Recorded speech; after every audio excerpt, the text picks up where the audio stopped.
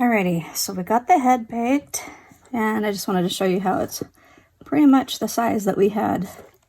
When you put it this way, it's hard to tell. Well, you can kind of tell now there with a chin. And what I want to do is sand this because it's so big that it has little bumpies and stuff, even though we got it super smooth. So again, I'll probably just start with the 400 though, because sometimes it can, the higher numbers can leave scratches occasionally, and I just especially don't want them to be on the face.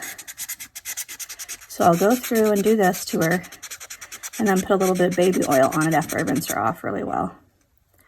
But I'm also going to use my knife and kind of just cut out this area a little bit.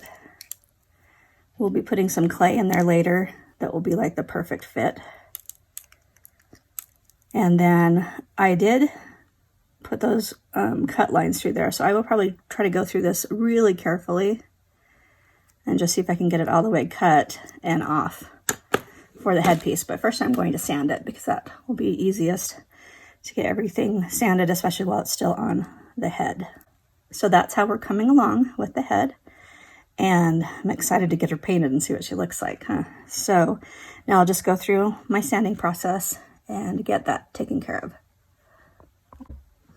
All right, so here's what it looks like after I kind of cut out that circle a bit more so her head can kind of fit on there.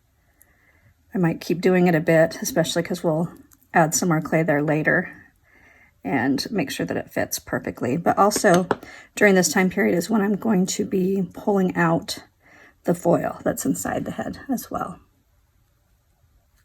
And again, I'll just use hemostats for that.